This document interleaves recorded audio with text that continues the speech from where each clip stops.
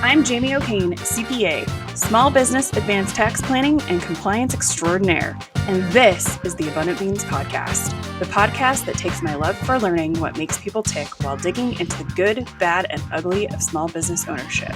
We strive to give you the insight that only those in the trenches of being and working with entrepreneurs can provide. Today, we'd like to welcome to the podcast Susan Meier. Susan is a brand strategist and visual artist and the founder of Susan Meier Studio. In her consulting practice, she helps marketing and sales teams across the healthcare ecosystem grow their brands and envision innovative ways to electrify their work. Drawing on her work as an artist, she brings a fresh creative perspective to strategy. Welcome. Thank you so much, Jamie. I'm so excited. I know we actually missed the first one. So it was when I saw it pop back up on my calendar, I'm like, yes. This is a good one. And it's a really important one because a lot of people are thinking more about their branding and how they do their marketing strategy and all of that. I know I am right now.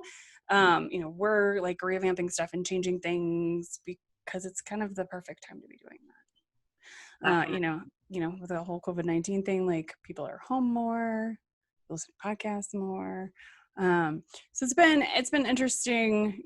It's interesting to create a brand just in a niche of any kind. So I'm an accountant. So money, what else do we brand around, right? And then as a birth doula, all the brands were baby bellies and trees. And I would always be like, okay, well, can't think of anything else. You just done a couple of cool things. I'm going to let you continue. Yeah, with that. We'll talk about it. Yes, for me. Yeah, I have some questions. I have some questions about how we make our brands different within our niches. So give me a quick synopsis of your career journey. Oh, sure. So I studied art, and so I am a visual artist, and I continue to work as a visual artist, but I got interested in branding through management consulting, which was my first job out of college, which I took, I don't want to say on a lark, but it was more of a learning experience for me than something I was actually qualified to do. I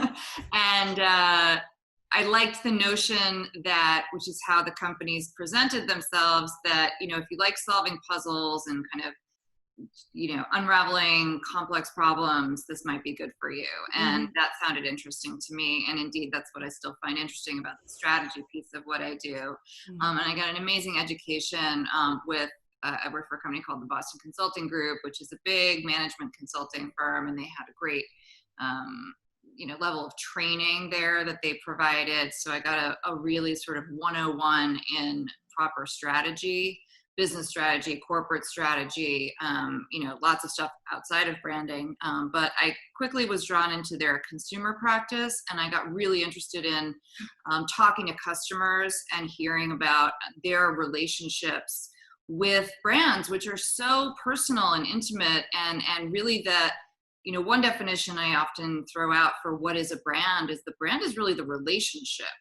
All that other stuff like the logos and the colors and whatever are the expressions of your brand, and the visual elements that you choose to, connect with the world are important, but the brand itself is actually the relationship. So that's kind of how I came into branding, and and then that's where I've spent the last 20 years of my career is in branding and brand strategy.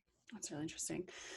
So what is brand strategy? So a lot of us more professional services or whatever, that just kind of seems like something weird, or we're just what does that even mean? So explain what brand strategy is and how you do it. Sure. So the word strategy really just means, what's your approach? What's your plan? What's your, your specific, you use the word niche. What's your take? So why does somebody come to you versus somebody else for what you do? And so the elements of that really are, who's your customer, or, who are your, maybe you have multiple segments of customers, but who are your customers, and what do you bring to the table that's different from all the other people who might be doing what you're doing, or the alternatives that they have to working with you. So that's your strategy is, what's your approach going to be to your business, and how do you define because you also get to choose who your target audience is, right? Yeah. And so ideally you choose your target to be the people, to be that niche of, who you're going to be best suited for. And again, it's like a relationship, right? Like, you're in this kind of partnership together, and it's got to be a good fit. Mm-hmm. So brand strategy, there's other kinds of strategy, like your operational strategy or your finance strategy. There's a million things to do when you're running a business, as you know. Yes. Your Oh, yes. brand is really it's your kind of your core, your, who you are in the world and how you show up. Mm-hmm. That's how I would say it in a nutshell. Mm-hmm. So can you talk some more about how brand strategy helps people align with their audience? So, if you have a certain personality type you want to work with or don't want to work with. So I actually figured out a couple of weeks ago that there's a very specific personality type that I do not get along with.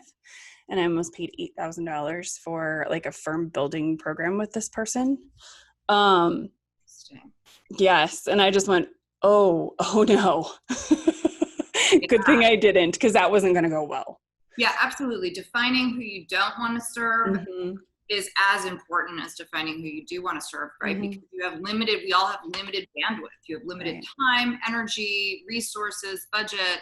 So defining that kind of minimum viable audience in a way is really key.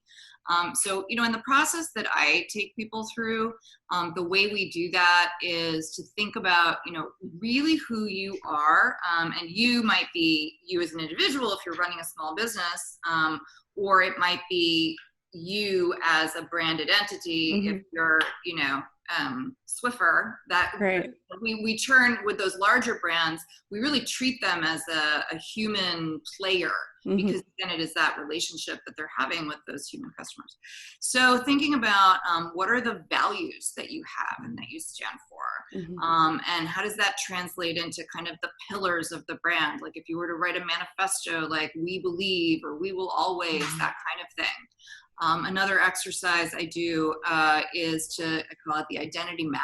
And, if you collect a bunch of pictures or write down words or both and make your collage or mood board, like imagine a Pinterest board, mm-hmm. that's all the stuff that's really, really your specific bits and pieces. And again, you can do this as an individual, as a person, and you can also do this for a product.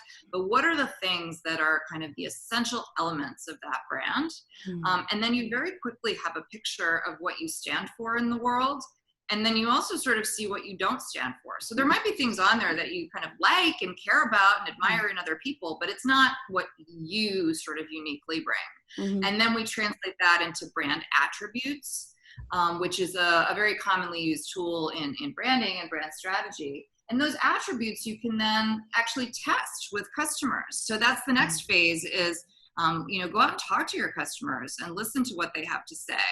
And it doesn't have to be, you can do it in a very kind of high budget, high touch way if you're a big brand with focus groups all over the world. But as a small brand, you can also do it really informally, talk to people who've been good customers over the years and ask them, here are the 10 things I think I stand for. Are these the same things that you think I stand for? And which of these, or, maybe actually ask them the open-ended question first.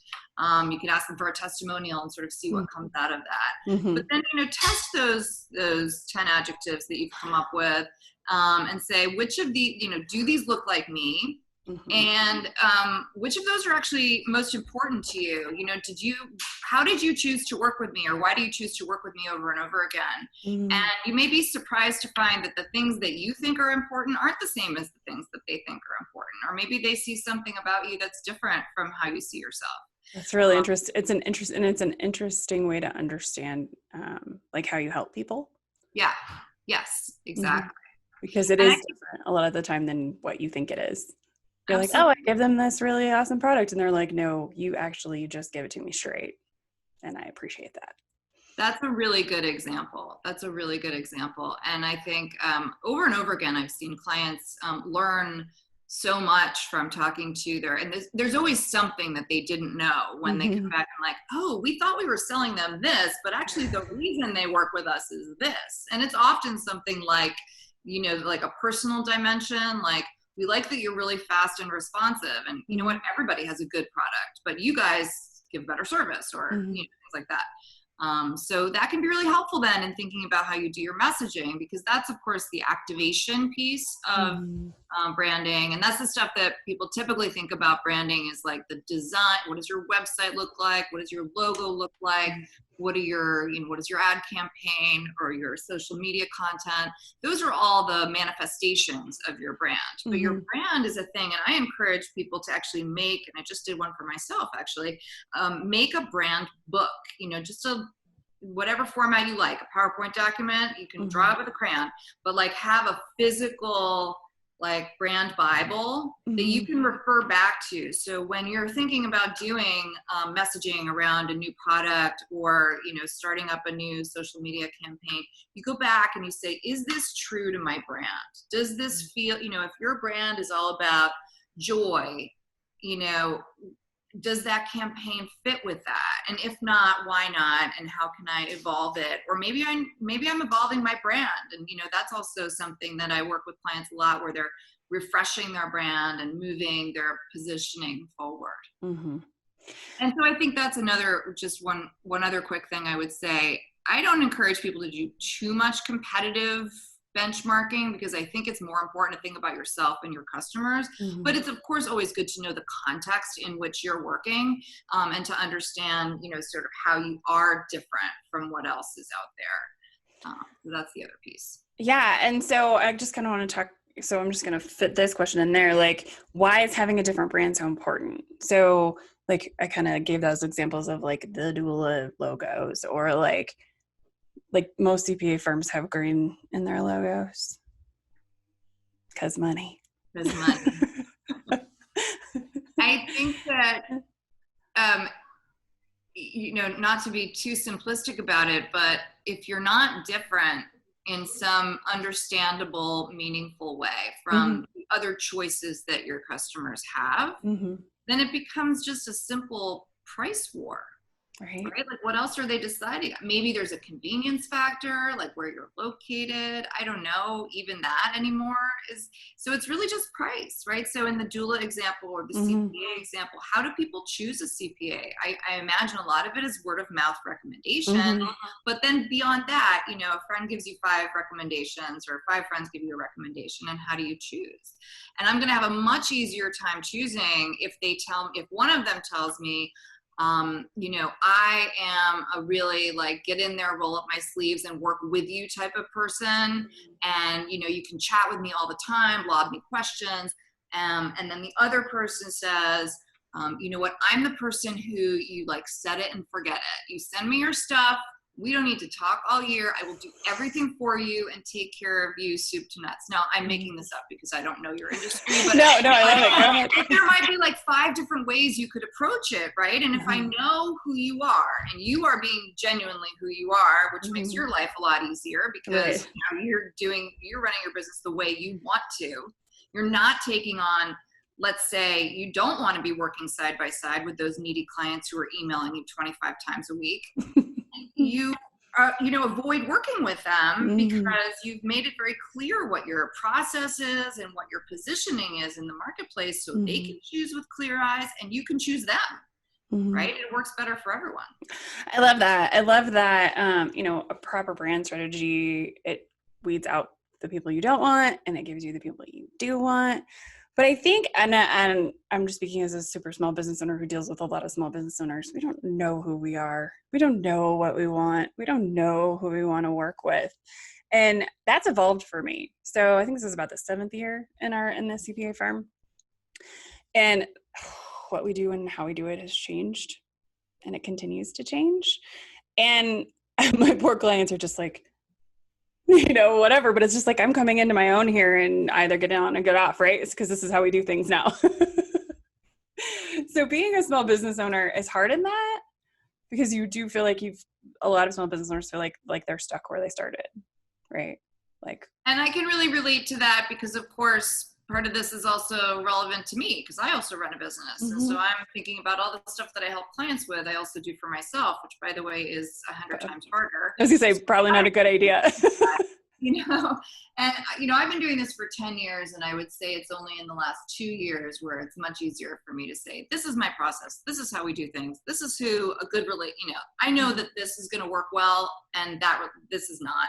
So it does take some time, but I would say that if you just did those 3 simple exercises that I described, I think you would be surprised to find how much you actually do know yourself. Like if you did that sort of map of brand attributes, like who you are, like what 5 adjectives that describe you and your business.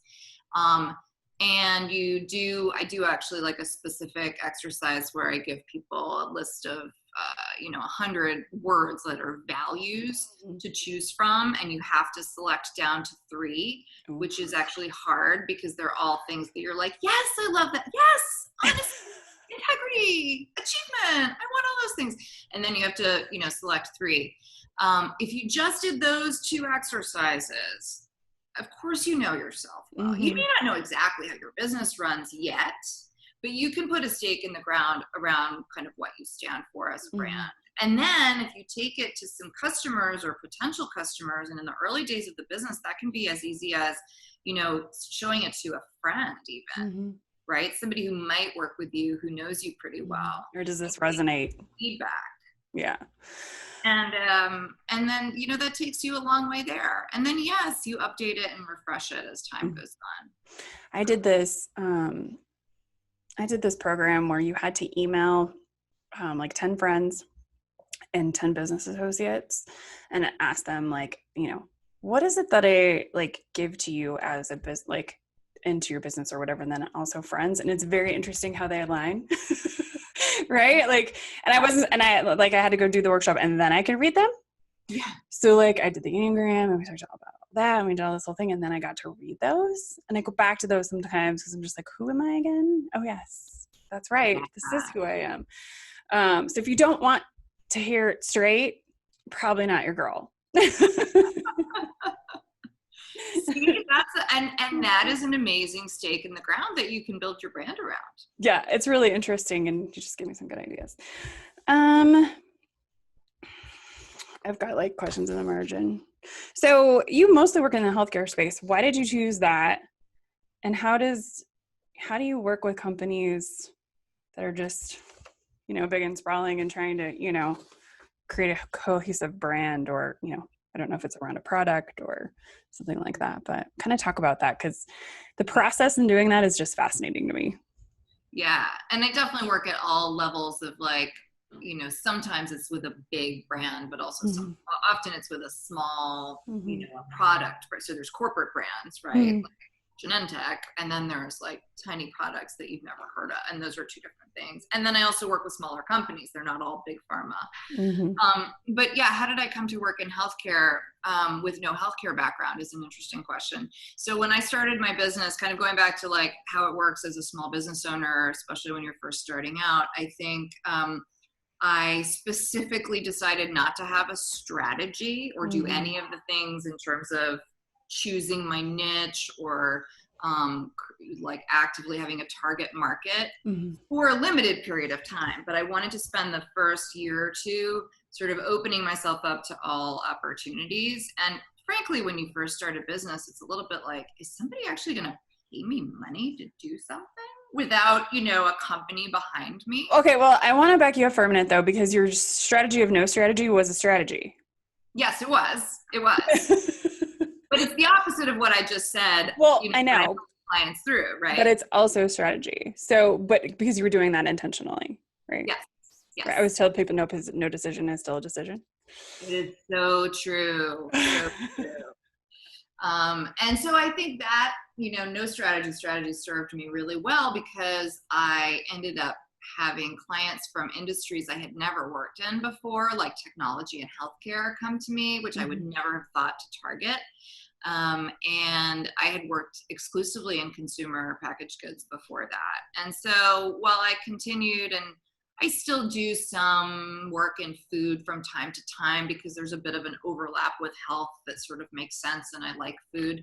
But really almost all my business is in healthcare right now. And it's just because those first few clients came in and I found it fascinating, and it turned out what I brought to the table for them, which, this is a perfect example of, I didn't know this and I wouldn't have known this unless I asked them, but they were not used to working with, a creative agency with a creative perspective. And so the process that I had was very different for them. Mm-hmm. And they really valued that kind of integration of somebody who had like a really strong, logical, analytical, strategic training and background, which was the language they spoke, but also had a really different way of approaching things from what they were used to, which had a lot more to do with words and pictures and exercises that opened up the mind and the room in a way that, that was just new for them. I love it. So one of your favorite topics is the lack of creativity in workspaces. And you and I talked extensively about this in our prior interview. So how is creativity missing? And how, actually I want to back that question up. How was creativity missing? And what is the change you've seen after the COVID-19 and how we work? Yeah, and I think I think there is a big change afoot. So I think, historically, certainly early in my career, not going back a few years, I would say the model was silos, right? Like you were in a discipline within your company. And if you worked in finance, you talked to the finance people. If you worked so I, for example, worked in agencies, and there the silos were, strategists and planners. And then over here were the creatives, the people who did the design or the writing or whatever. Mm-hmm. And I think that over the years, I've watched that integrate a little bit more, but still there's a sense that there's these two sides, and you kind of throw something over the transom to the other side, and they do something with it and they throw it back. And I think that's just literally the enemy of creativity, having people separated into functions where they don't really speak to each other, because the definition of creativity that I like best is making connections, but unexpected connections between seemingly unrelated things. Mm-hmm. And you can't do that if you're only surrounding yourselves with related things and people.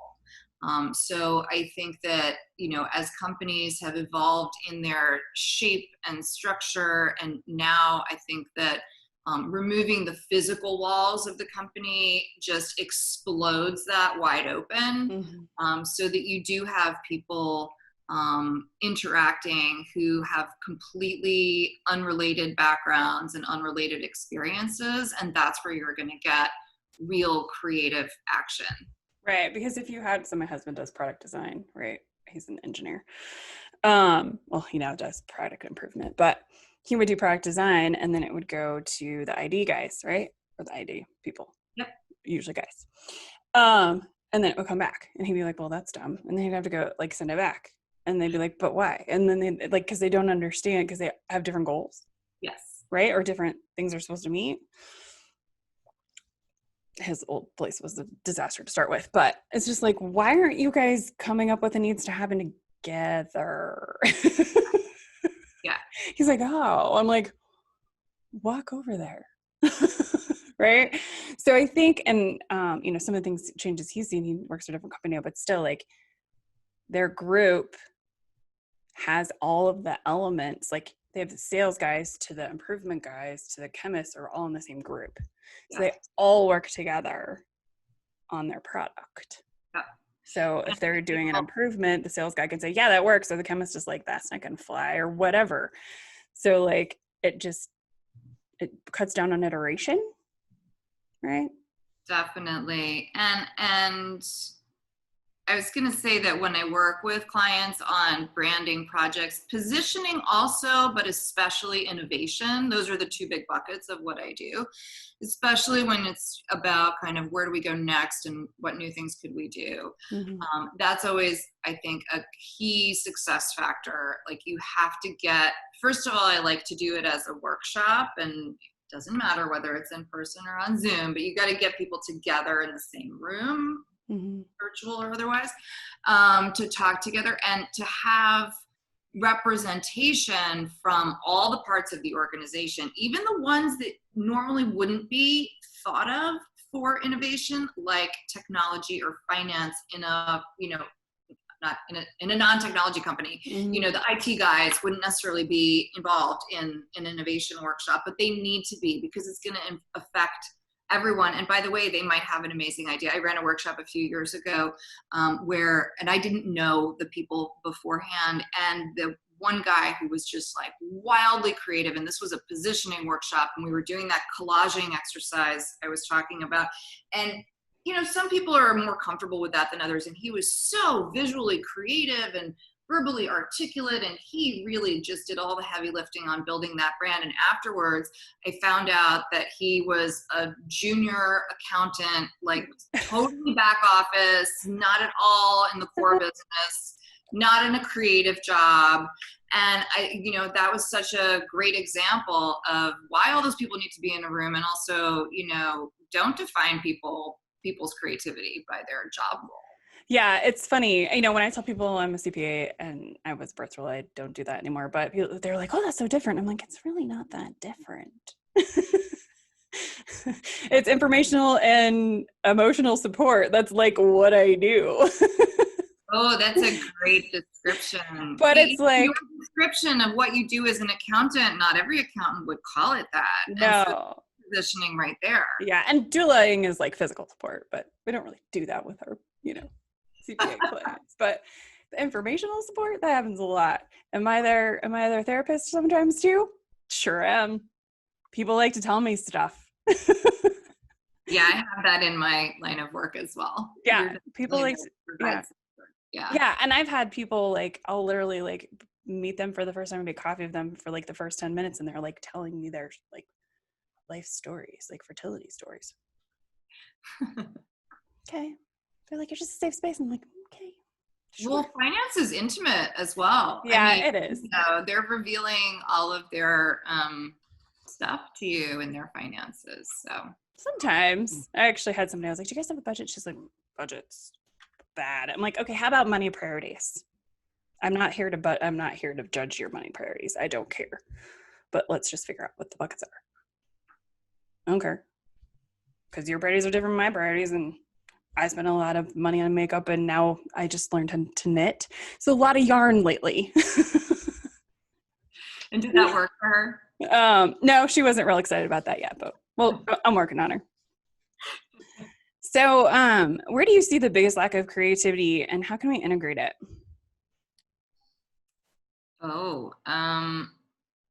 In what industry you mean? Mm-hmm. Or just in businesses in general.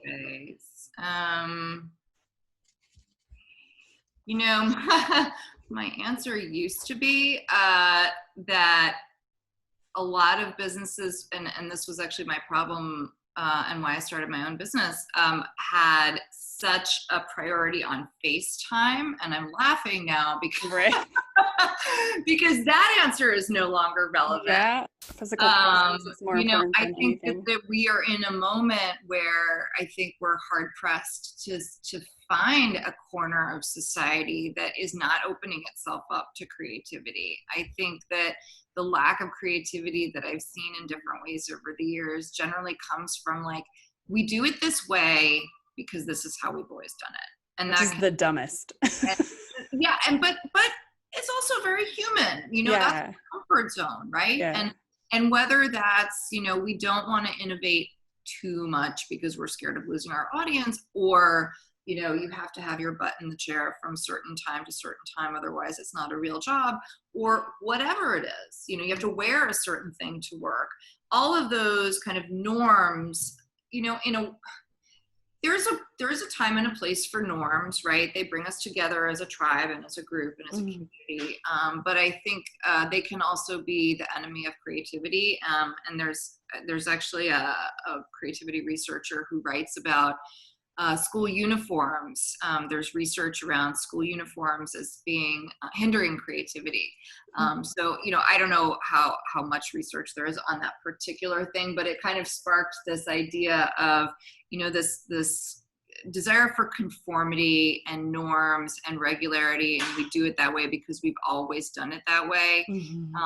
I think can really stand in the way of doing things in a new way. And so conversely, I think what we're seeing in the world right now, where everything just got thrown up in the air like confetti, right? And where you have to do everything in a new way is I'm very hopeful about that for, ushering in an era of massive innovation and creativity. Everyone is getting creative in every single way right now in their own lives, in their homes, in their careers. And I think it's just a matter of time. And of course, already at the forefront of things like healthcare, we're seeing rapid innovation. But I think that's going to infiltrate every sector where partly because we've just realized like, oh, we can do everything differently. Well, maybe that makes me look at my widget business differently. Yeah, I mean, and I use the accounting industry a lot because we tend as an industry to be late adopters. It's sort of old white man's club basically. And it's just, in-person tax preparation. And people always be like, where's your office? And I'm like, you can't come to me. Like, don't come here. Right? We work virtually. We could do Zoom all day long. If you want to talk all day long on Zoom, I'm a happy person. And watching people change how they do work in this whole thing, especially in the accounting industry with our late adopters. And I'm just like, guys, Zoom, like, here's starter pack. Here's our tech starter pack on this. There's still people who've been open and been doing in person. And I'm just like, that's not cool. Maybe financial advisor, you can advise some of them that they can save a lot of money on rent. Right? That's a lot less overhead, my friends. More money in your bucket. But it's just been interesting to watch because there's just been a lot of people that are just like, virtual's the worst or whatever. And now they're like, oh, this is kind of nice. There's other people that are like, I'm not like this is horrible, not how I work. But those of us that have been doing this for a while, just been like, where have y'all been?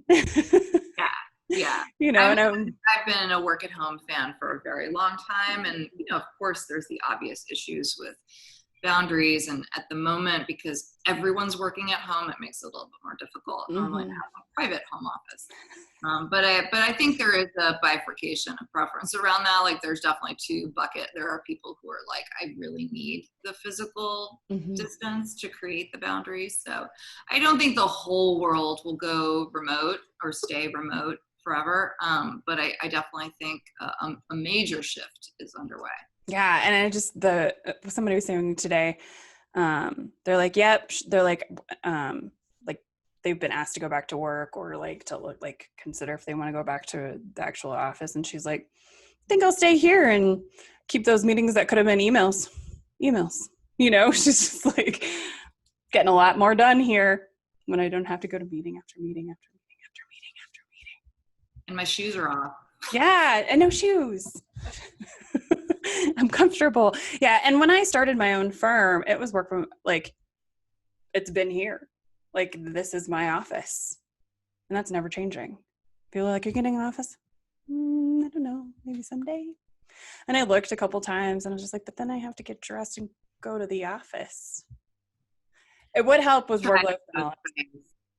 I'm sorry? I think it would help a little bit more with work-life balance, but I've gotten pretty good at not checking my email when it's not work time. Yeah, I don't struggle with that. I definitely understand why people do, but for some reason, that's not hard for me. I definitely I've gone back and forth. I've had offices and then, shifted back to work at home. When I had smaller children, it was a little bit more necessary to have a separate space. And it was also a time when clients really did want to come and meet and sort of see what you were about. But those days are gone. I almost never meet with clients except for running workshops. And certainly now, no. No need. Happening. No need. Yeah. Like, we have Zoom or we have video, we have Loom, we have all these tools where we can be face-to-face without being face-to-face. Yeah. I do miss all the hugs though. I'm a hugger. Yes. So I do miss that. Too. I was reading an article today, point of view from epidemiologists, and they were saying it's going to be many years before we hug strangers again, which saddened me. No. I'm not going to survive that if that's the case. Because my family, they stink. All right. Before I ask my last question, what is the easiest way for people to find you? Electrifyyourwork.com will lead you into all the good stuff. And we'll drop it all in the description boxes. And I just do this because I don't know what happens. Goes to the people. Yeah. So what is the one thing someone can do today to tap into their creative side at work? Oh, that's a good question. I would say use your hands to make something. Especially right now where we're all tied to our screens. Mm-hmm. I think most of us had that problem before, but now, it's increased manyfold.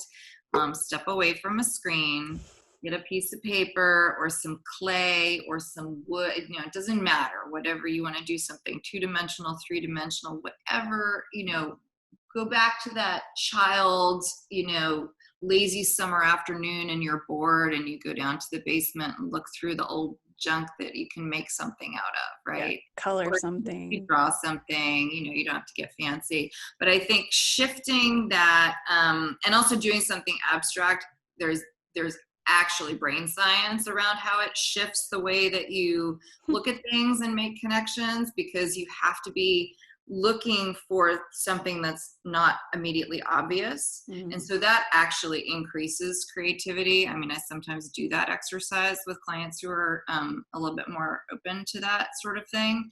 Just a purely abstract art construction exercise, because it wires your brain for that creative process of connecting unconnected things. Yeah. So, and I said, I just started learning how to knit. And I'm one of those people that's like, what does this work? How does this work? Right. So I started with just a basic rib knit. And one day in the shower, I was like, oh, I figured out how the different rows fit together to create this pattern. Right. And I was like, oh, because I'm the puzzler too. I'm just like you. It's we're super logical, creative puzzle people. Our brains are very similar. And I was just like, oh, and then once I did that, it went really fast, but then I was like, then it was boring. Right. So now I'm doing another, you ruined it. I know. And now I'm doing a blanket that's just a straight knit. So it's pretty boring. So I can't kind of wait to be done with it. But I know I'm planning all my next projects, and they're getting harder and harder and harder because that's how my brain works. I want the challenge. I do the same thing. I sent a picture of my. I actually know how to do. Yeah.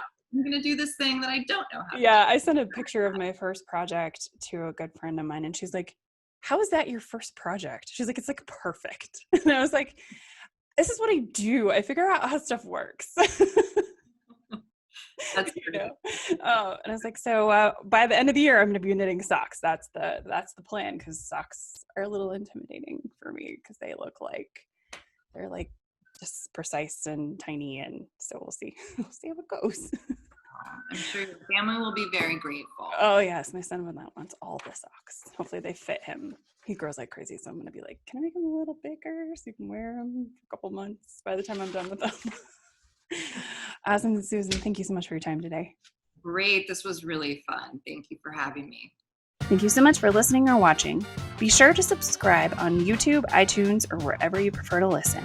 If you learned something and found some useful information to apply to your business today, please consider giving us a thumbs up and a review. Until next week, be abundant.